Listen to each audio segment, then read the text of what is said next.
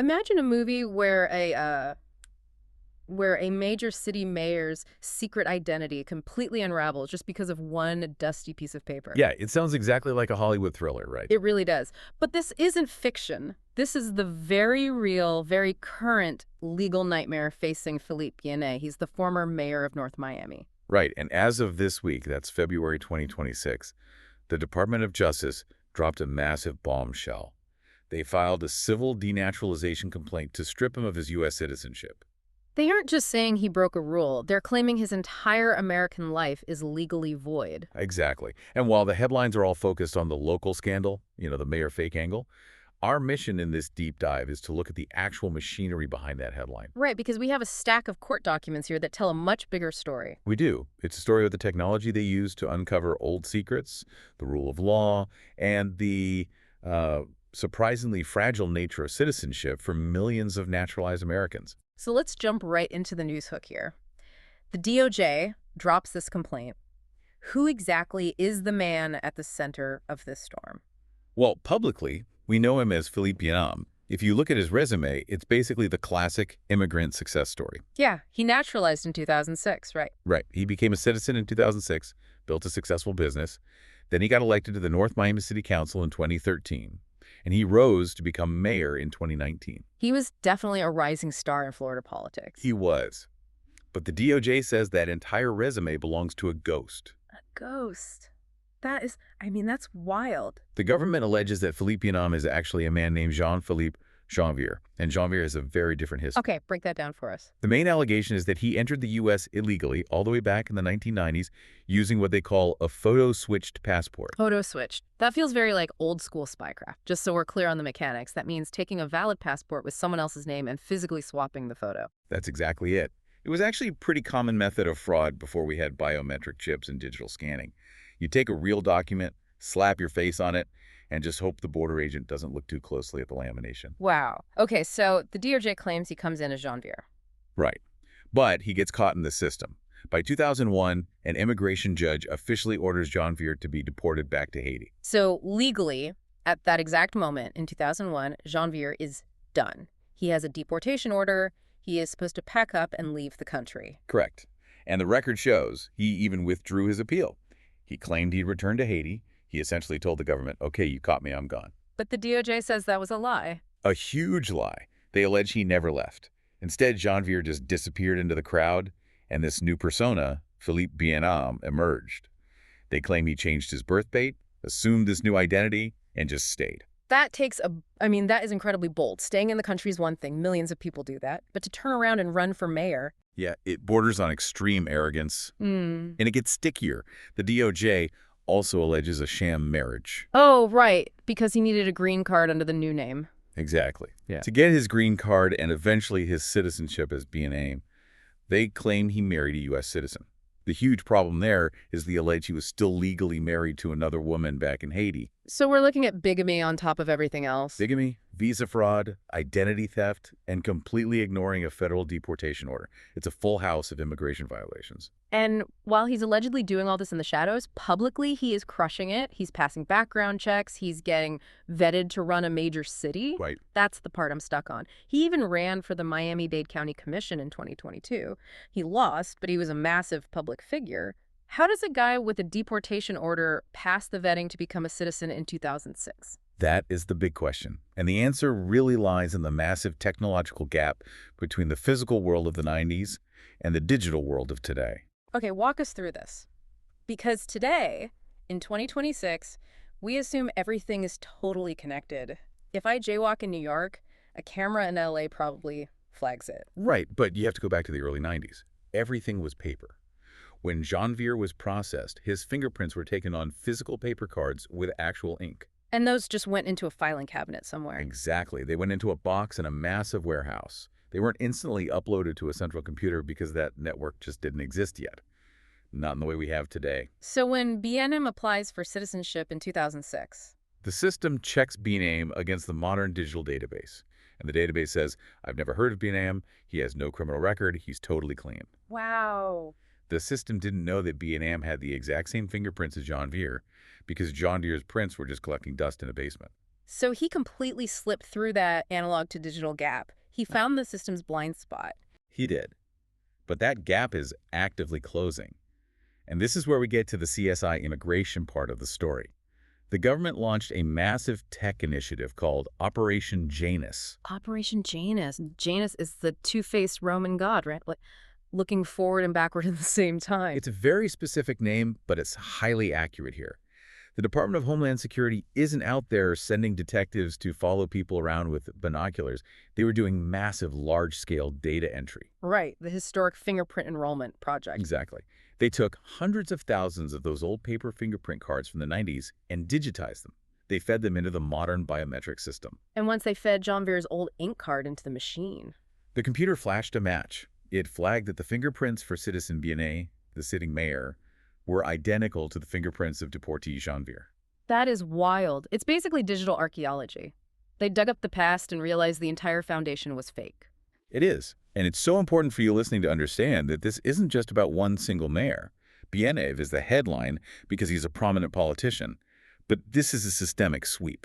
Right. Operation Janus uploaded over 315,000 old records. Exactly. They are aggressively looking for exactly this pattern.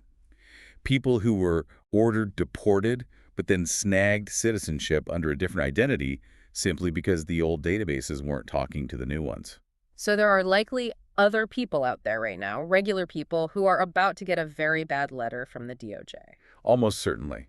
And a government stance on this is very aggressive. We saw the quotes from the U.S. Attorney, Jason A. Redding Quinones. Yeah, he really didn't pull any punches. He talked about a strict duty of candor. Right. He argued that because Bien-Aime held public office, the deception is even more serious. The logic is, if you're going to lead a community, your foundation cannot be built on fraud.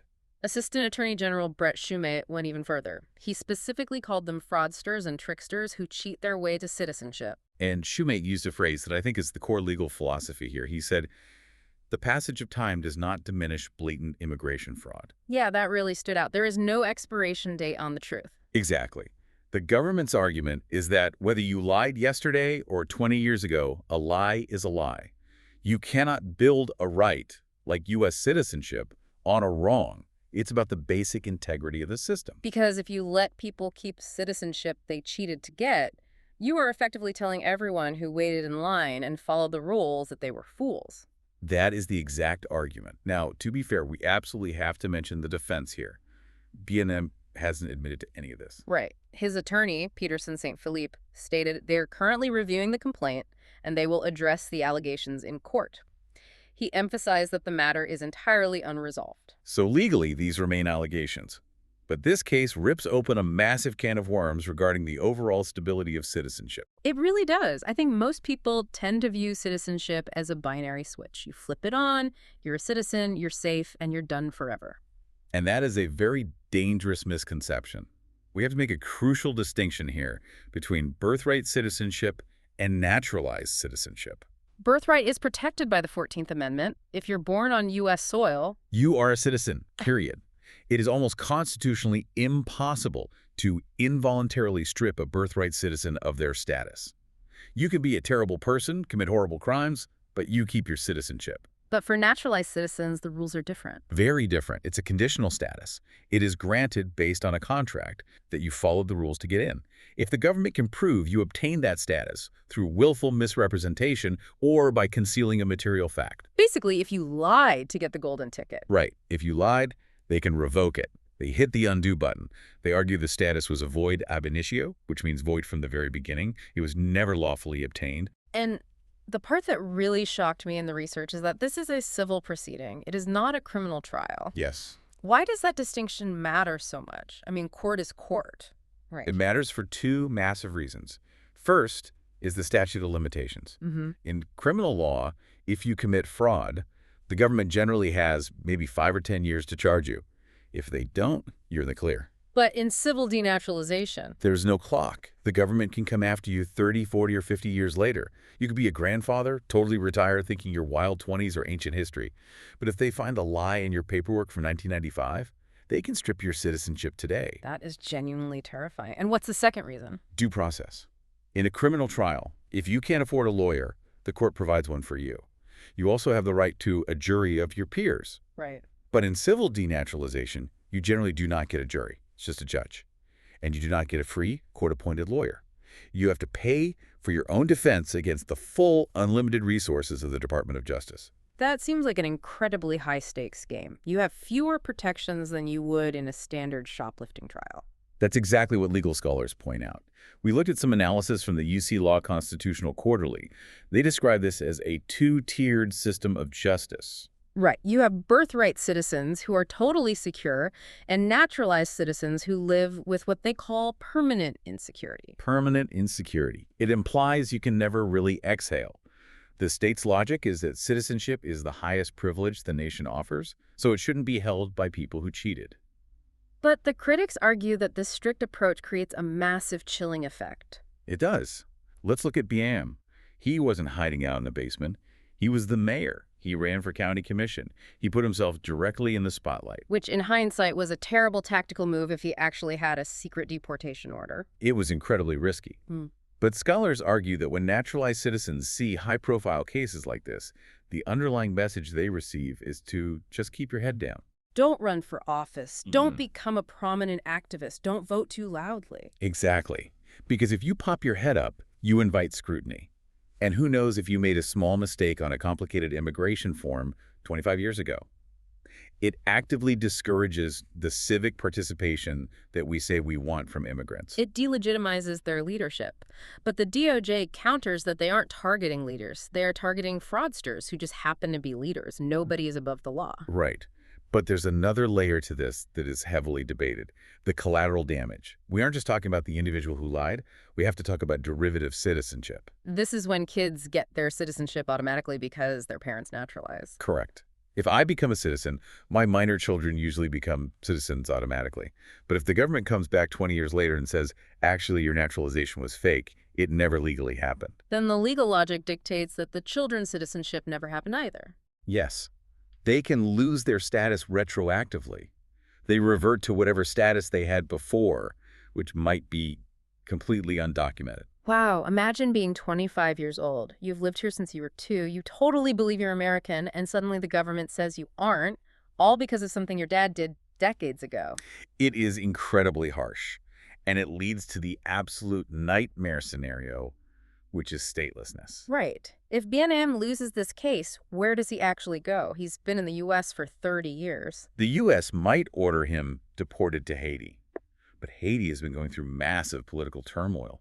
What if the Haitian government says they don't have records for him anymore? Or they just refuse to take him back? Or what if he formally renounced his Haitian citizenship to become American in the first place? Exactly.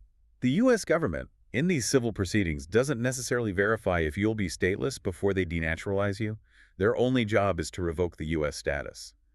What happens to you after that is just an immigration enforcement problem. He literally becomes a man without a country. Theoretically, yes. It's a lot more complex than just a politician getting caught in a lie. It really sits right at the intersection of technology, the law, and how we actually define belonging. On one side, you have the absolute necessity of the rule of law. You simply cannot have a system where fraud is rewarded just because you managed to hide it for a really long time. Right. Fair is fair. If you cut the line, you don't get to keep the front seat just because the movie already started. But on the other side, you have the argument for basic stability. Is there a point where the statute of limitations should kick in? Does a life built over 30 years eventually outweigh a lie told in the 1990s? That is the big debate. So let's quickly recap what we've uncovered here. We have a former mayor, Philippe, Bien-Aime, currently facing the total loss of his American identity. The DOJ alleges he's actually a deportee named Janvier, who used a sham marriage and a fake identity to build a life here. And they caught him not because he committed a new crime, but because advanced digital fingerprint matching finally connected the dots across decades of old paper files. And while the government views this as justice finally catching up with a trickster, it serves as a massive wake-up call regarding the fragility of naturalized citizenship. Precisely. It highlights that for millions of Americans, citizenship isn't a solid granite foundation. It's conditional. It can always be audited. Whether you see this as bravely upholding the sanctity of the law or as a terrifying precedent for immigrants, it definitely changes how you look at that blue passport. It certainly does. And if I can leave you with one final provocative thought to mull over. Please do. We usually think of naturalization as the absolute finish line. You cross it, you take the oath, and you're equal to everyone else. Mhm. But this case suggests that for naturalized citizens, the race is never actually over. Right. If the government can hit undo on your entire status 20 years later based on an ink card from a dusty box, is naturalization actually a permanent status? Or is it really just a long-term lease that the landlord can cancel whenever they decide to check the archives? Wow. A long-term lease on your own identity. That is going to keep me up at night. Thanks for walking us through this one. My pleasure. It's a fascinating, if pretty unsettling, Yeah. reality. And thank you for listening to this deep dive. We'll catch you on the next one.